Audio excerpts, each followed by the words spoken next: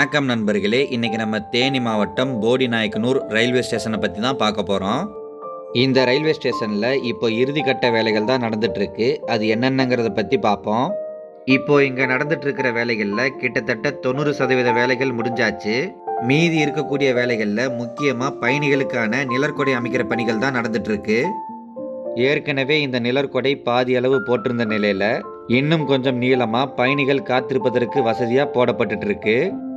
அதுக்கப்புறம் ஸ்டேஷனுக்கும் ட்ரெயினுக்கும் தேவையான வாட்டரை சப்ளை பண்ணக்கூடிய வாட்டர் டேங்க் வேலைகள்லாம் முழுசாக முடிஞ்சாச்சு.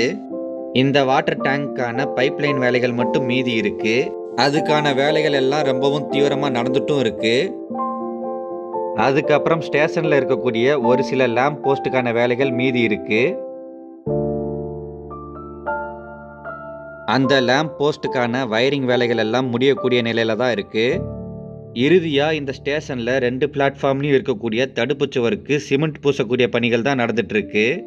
இந்த தடுப்புச் சுவரில் சிமெண்ட் பூசின பின்னாடி அதில் பெயிண்ட் அடிக்கக்கூடிய வேலைகளையும் ஆரம்பிக்க இருக்காங்க. இந்த போடிநாயக்கனூர் ரயில்வே ஸ்டேஷனில் மொத்தமாக மீதி இருக்கக்கூடிய வேலைகள்னு பார்த்தீங்கன்னா இவ்வளோதான்.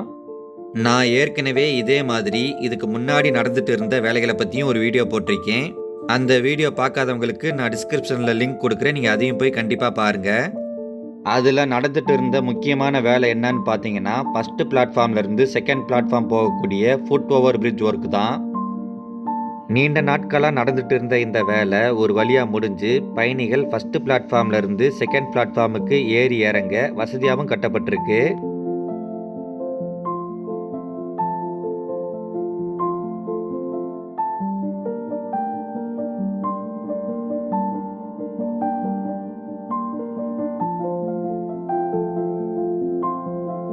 இதில் கூடுதல் தகவலாக என்ன சொல்ல போகிறேன்னா, இன்னும் 1-2 நாட்களில் இந்த ரயில்வே ஸ்டேஷன் வேலைகள்லாம் முடிஞ்சிடும்.